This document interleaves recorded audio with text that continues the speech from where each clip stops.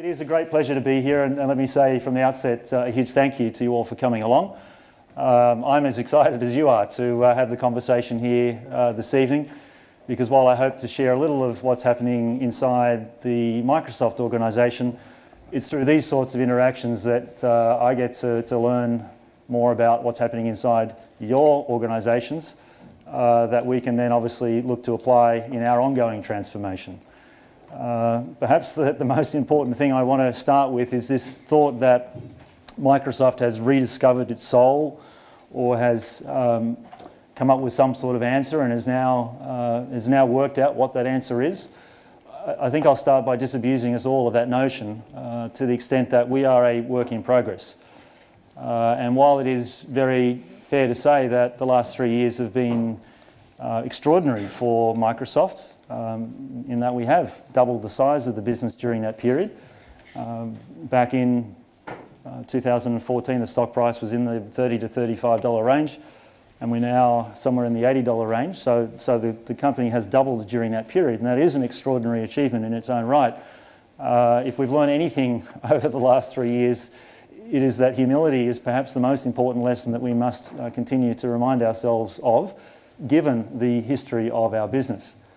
So if you'll allow me this evening, what I might do is just give you a very quick run through or a checkered history of the Microsoft organisation, because I know there'll be people here in the room who are very familiar with the story, and then there may be others who aren't. But then what I'd like to do is talk about the cultural transformation inside our business, this ongoing journey that I talk about, and the 5 pillars of that transformation that we would suggest have helped us as a business to get to where we are today, and most importantly, hopefully prepare us for all of the challenges that lie ahead, because just as quickly as we've grown, we know in the world in which we live today and the speed with which organisations are being disrupted, the opportunity for us to go backwards or to find ourselves in a similar position to where we were, say, a decade ago, is ever present. And that's something that I think we would like to believe we keep in the uppermost of our thinking. So does that sound like a plan? We okay for that? I'll give you a quick summary and then we'll talk about cultural transformation. And then Christian's going to come up and we'll have a bit of a conversation. And I really look forward to the questions that you have, because as I say, I will hopefully learn a whole lot more this evening that we can use in our ongoing journey. But the checkered history of Microsoft, so I'll do this in a couple of minutes or less and try and summarise 42 years of corporate history. But it was about 42 years ago that Bill Gates and Paul Allen famously founded this business. They started in a garage, as the story goes, with the idea that they wanted to put a PC on everyone's desk. Back at that time, people were still wondering what the hell a PC was, let alone whether we needed one on our desk or not. And there were many people in the industry, including my former employer, IBM, who thought that was the most preposterous idea that you could possibly have. Why would you want to have a PC on your desk?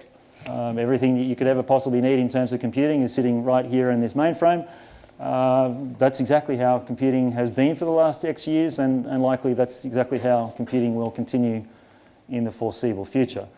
Now, we know that clearly didn't play out that way, and Bill and Paul's vision perhaps became more successful and more effective than they ever imagined at that time. And if you go forward from that point of being founded 42 years ago, for the first 20 to 25 years, things went really, really well. So the PC did become the centre of the computing universe, and it came to define computing as many of us understood it. And I know there'll be many people here in the room that grew up through that period. You'll know exactly what I mean. The PC was the centre of our universe.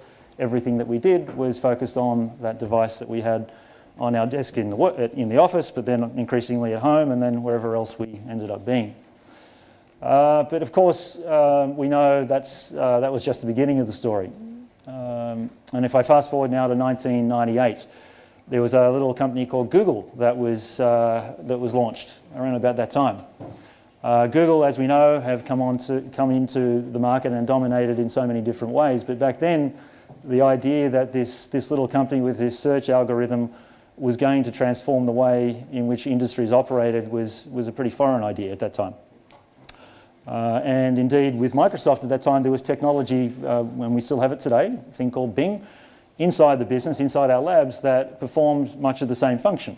And while there was plenty of opportunity then for Microsoft to either team up with Google or to find a way in which we could capitalize on this new idea of search and what that would mean for the world, it's very fair to say we missed it. We didn't understand the significance, and obviously Google have gone on to achieve some amazing things on the planet and continue to do so. Fast forward another couple of years to 2004. A little company called Facebook that you might have heard of was launched. Similar story. Technology that at that time, I understand as the story goes, we had the opportunity to acquire the business. And obviously as they looked at their different options, whether to IPO or to bring on investors, I understand the story goes inside Microsoft that we looked at Facebook and said, well, yep, pretty good platform, pretty good idea, but we can build that ourselves in our lab and we'll just go it ourselves. It'll be okay. You look back on that and think, perhaps we might have missed an opportunity there as well. Maybe a little one. But then the biggest disruption of all was yet to come. So we're now into 2007, and you might remember that was the year that the iPhone was launched, and our world was turned upside down forever. So here is this company that had formally established the PC as the centre of the computing universe, and that was the way in which computing was always going to be done. A bit like IBM back in the 80s, or 70s and 80s, talking about the mainframe. It's funny how history repeats itself. And here we were confronted with this thing called the smartphone. Wonder what that's going to do for the PC-centric view of the world. Probably won't be that relevant. We'll be okay. We'll keep motoring along. And we know how that played out. And indeed, from that point onwards, a lot of attempts to catch up. And many of you may know, we've made a couple of attempts to get into the smartphone business, most famously with the acquisition of Nokia just a few years ago, a $10 billion acquisition. Massive disruption, and when we talk about, and I talk to my clients about disruption all the time, one of the ways that we get into this dialogue is that I think we as a business can talk with some credibility about disruption because we feel like we've been disrupted by some of the biggest and baddest companies on the planet. And in fact, those three companies are now three of the top 5 businesses indeed in business today.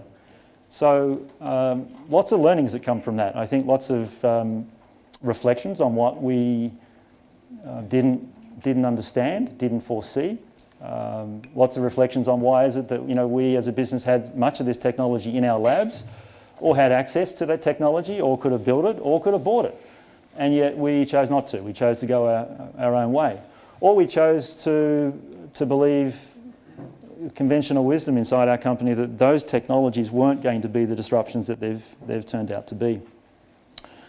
And so I think when we look at our history, it is one of massive disruption and massive learnings. And if you go back through the internet, there's still plenty of articles that talk about the lost decade inside Microsoft.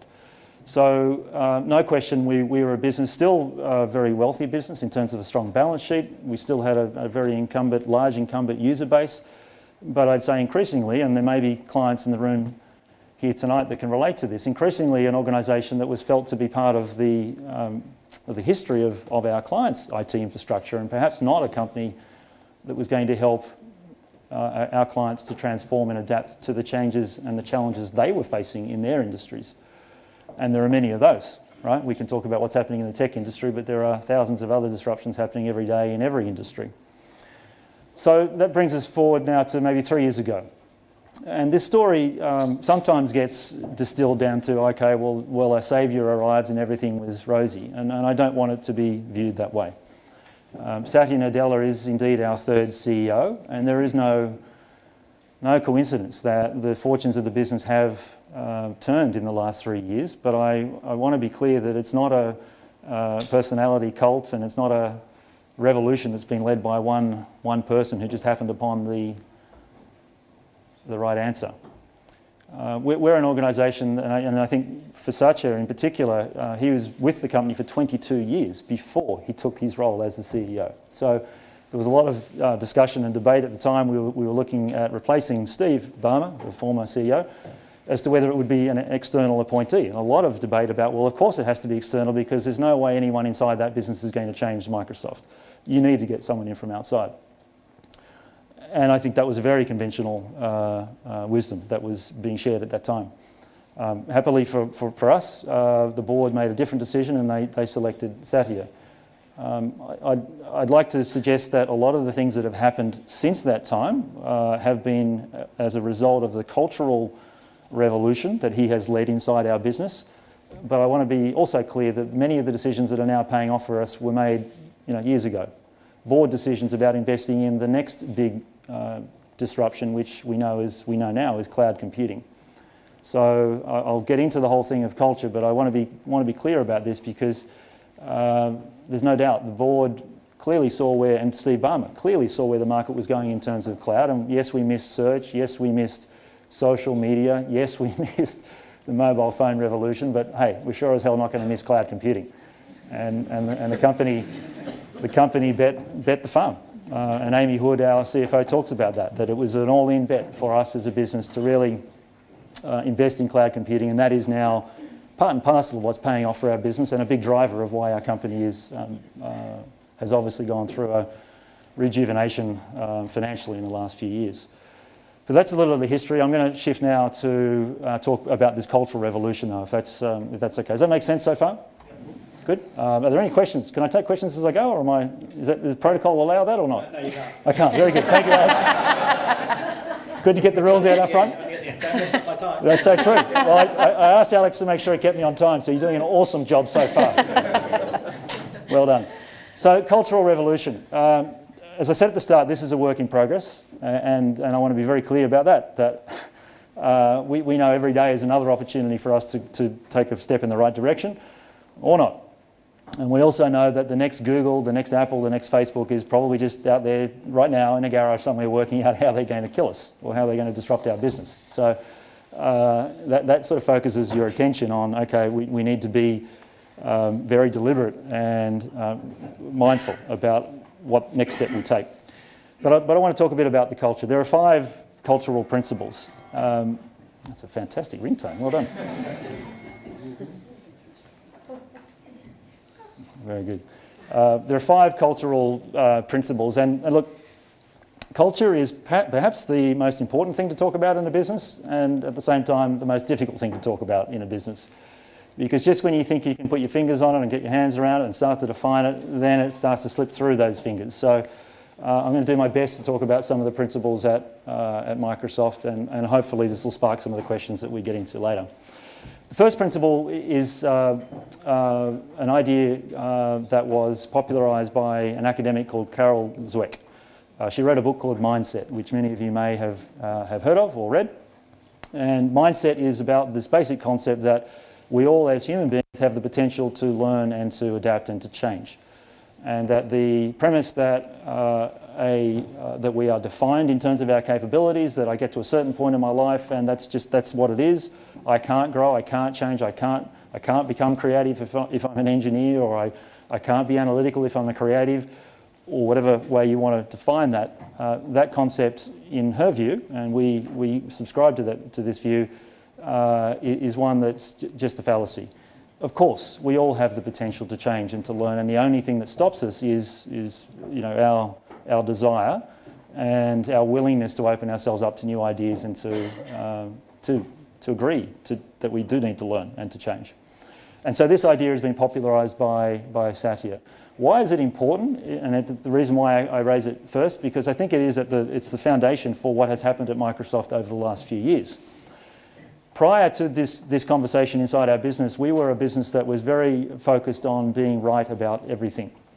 If you had a review an internal review with the Microsoft team, and I can poke fun at this because I've only been in the company for 3 years, but George, my colleague over here, has been in the company for 20, and I think this characterisation is fair, that Microsoft meetings tended to be who's the smartest person in this room?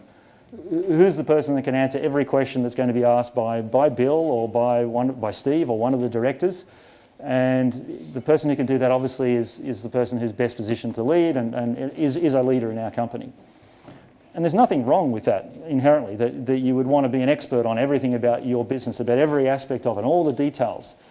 But there's an opportunity cost, though, associated with this idea that if the more time I spend internal to my organisation preparing for that review, and days would go by preparing for internal reviews, that's time I'm not talking to a client, that's time I'm not talking to a partner, That's time where I'm not dedicated to focusing on the people who really matter, which are the people outside of our business.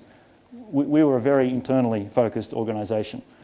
And I think this is characteristic of successful businesses, that you start to believe your own press, you start to think, we're pretty cool, things are going well, money's pouring in, let's spend more time talking to each other about how we can manipulate the numbers and manipulate the business and make it as good as we can. Not as much focus on our customers and what they were trying to achieve. And Carol Zweck's book, which is almost mandatory reading inside the company, has been a wake-up call for all of us to say, that is no longer the way forward for us. We need to be curious, we need to be learners. Instead of being know-it-alls, let's be learn-it-alls. And that applies as much to our clients' businesses and our partners' business as it does to ours. So make sure you spend your time talking to the people that really matter.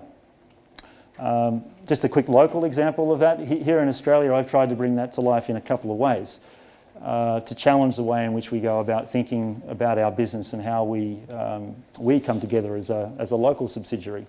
Because while these principles are wonderful, it's always important to think about how can we make them real here in Australia.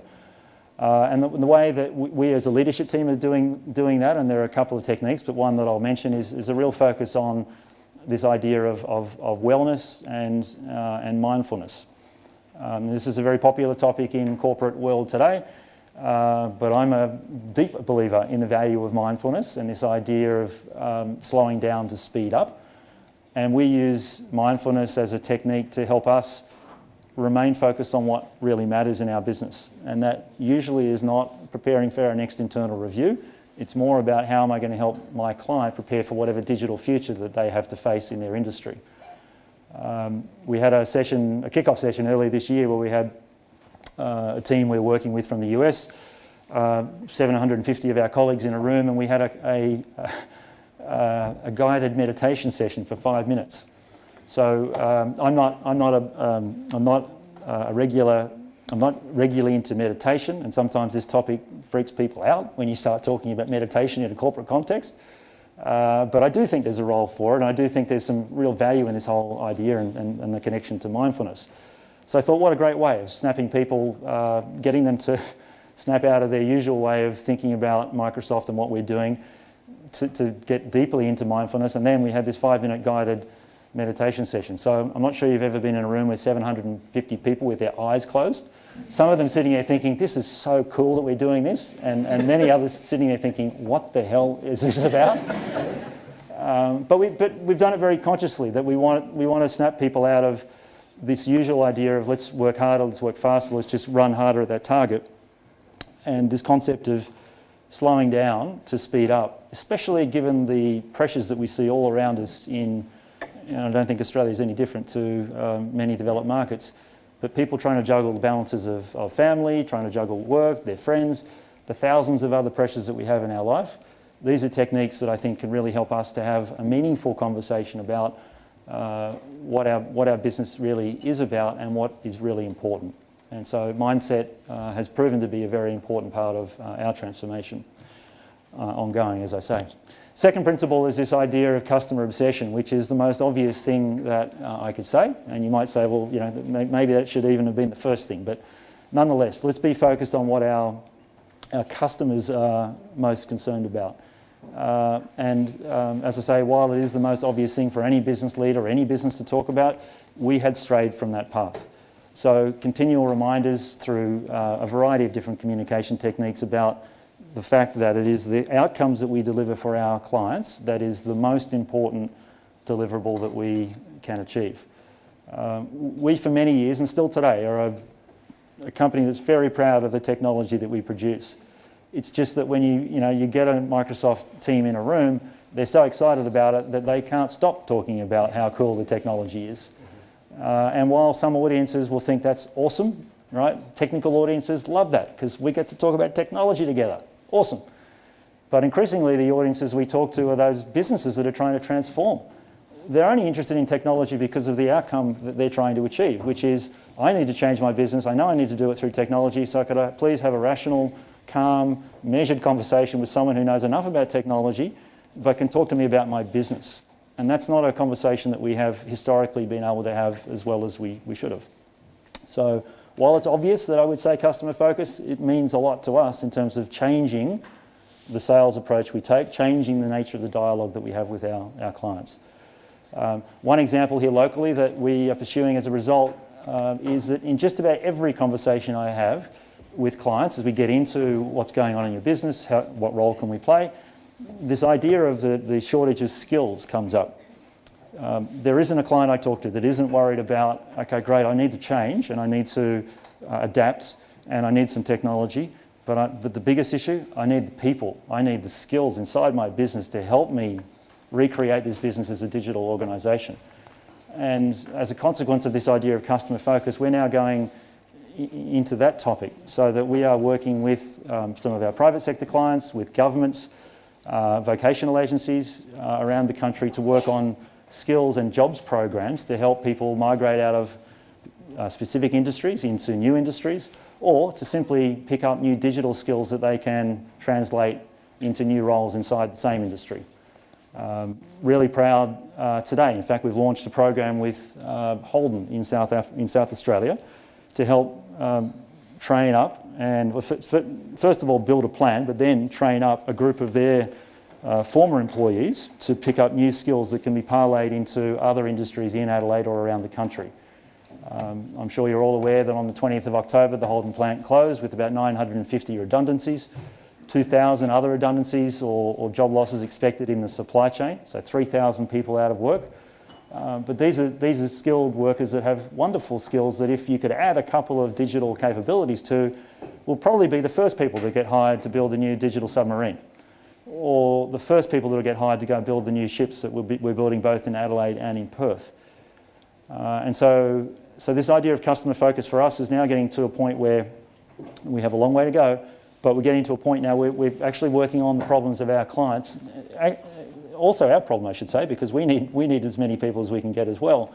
But you're demonstrating in those conversations with your client that you really are focused on outcomes that matter to them, because they know there's enough technology to go around. They don't need us to come in and talk about more technology.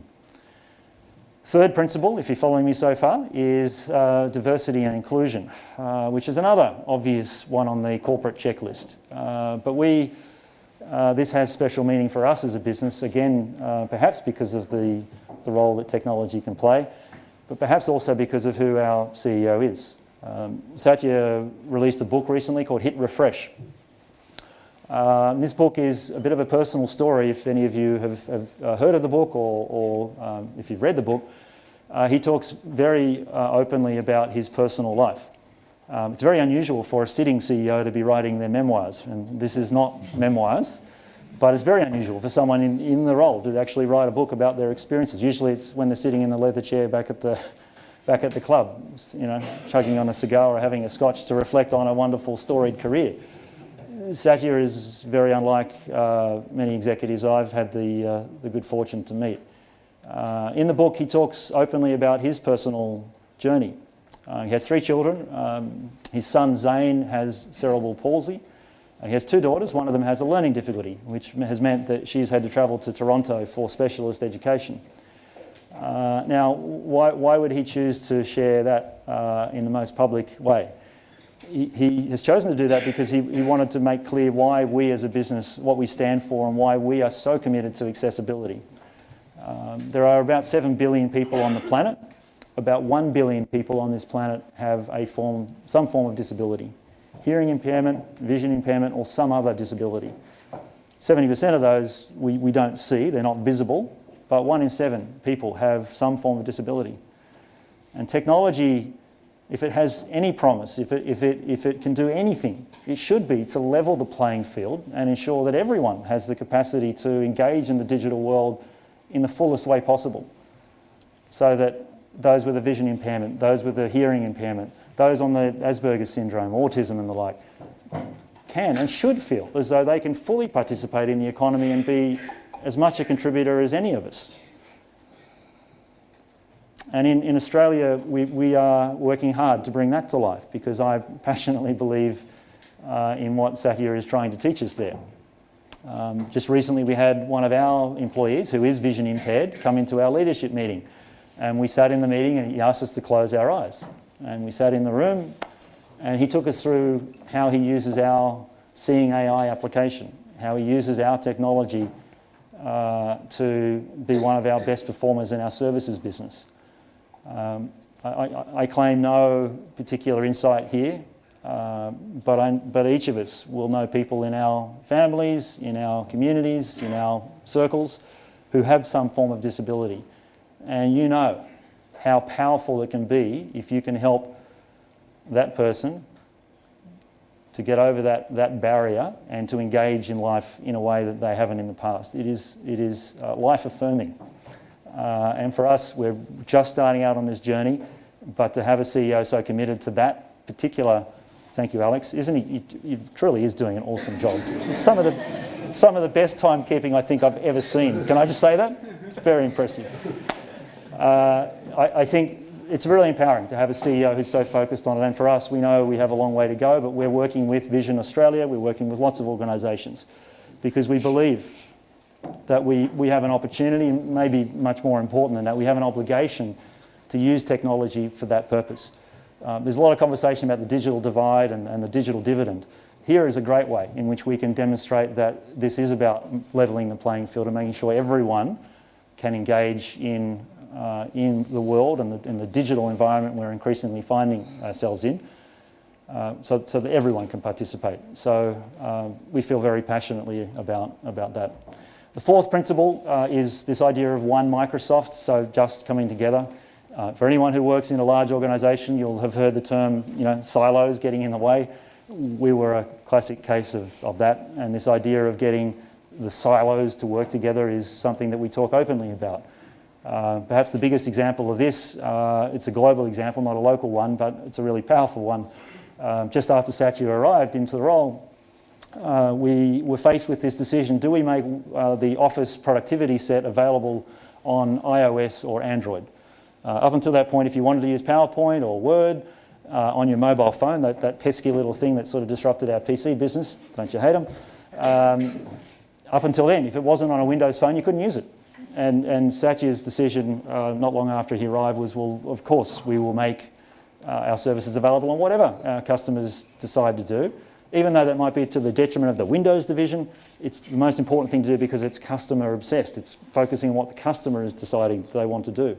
And when 95% of the world is using an iPhone or an Android, it's pretty hard to argue that the world hasn't already voted on which mobile platform they want to use. So we can sit here in the room and argue why that's going to be bad for our Windows platform, but otherwise we could just do the right thing, work out what's important for our customer, and then go there. And that's what we have done. And obviously it's been a well-received decision. The fifth and final principle, and I think I'm down to 2 minutes and 33 seconds now, Alex, so keep me honest, is this idea of make a difference. Now, make a difference is summarised in a term or a quote that Satya shared with us some time ago, where he said, we had a group of leaders, and he said, look, I don't want you to think that you work for Microsoft. I want you to think that Microsoft works for you. And this was early in the morning, but I think we're all sitting there just staring at the ceiling going, that's a bit weird. What does that mean? And it's taken a few weeks and months for us to really understand exactly what he was driving at. But what he was driving at is Microsoft is this wonderful platform. It's a wonderful organisation that has these amazing assets and does so many good things, or has the capacity to do so many good things if we direct it in that way. So I want you guys, 110,000 of you, get out there and use Microsoft for your purposes. Make Microsoft work for you. Now, there are 110,000 different answers to that directive, but here in Australia we think there's lots of things that we can and should do. We're working with Mission Australia. Mission Australia, you might know, organisation that focus on homelessness. There are 100,000 people in Australia today that will be homeless. 44,000 of those 100,000 are kids. That's a consequence of domestic violence, of drug abuse, of social breakdown, of a variety of causes. But in 2017, in a country like Australia, I personally think it's almost absurd that we as a country can't do a better job of looking after those who are disadvantaged or come from environments that have led them to that point. And we are working with Mission to help them adapt technology to help them do their important work. We're one of the many organisations, and I'll stress that, many organisations that have a reconciliation action plan. We just launched ours this year, so we are late to that discussion. But 200 years after the arrival of Western civilization here or Western colonial masters' arrival here in Australia, there is still so much inequity in terms of education outcomes, mortality rates, and a variety of factors with our Indigenous communities. Why is that the case? Can't we do better? And again, I don't claim any moral ground on this topic, but I do believe that we as a country, and maybe I just believe that we as a company can do something about that, and we bloody well should get out there and do it. We're working with Lifeline. Lifeline are an organisation that address the suicide epidemic that we have in this country. I don't know if you know, but the single largest killer of Australians under 44 is suicide. It's an amazing statistic, 3,000 people a year. 8 people an hour attempt suicide, 8 people a day go through with it. Again, for all sorts of reasons. These are organisations that are as challenged by the technology revolution that we live in as anyone, and they need help. And to this idea of making a difference, Microsoft Australia, we are committed to helping those organisations in whatever way we can. It may be small, but we are committed to working with those organisations because that's how we feel we can make a difference in our communities and our society. And that in a way gives us meaning and purpose, which is, I think, at the heart of Satya's message around what the new Microsoft is all about. So I'm going to stop there. I hope that was of interest. As I said at the start, really look forward to our conversation. So thank you very much.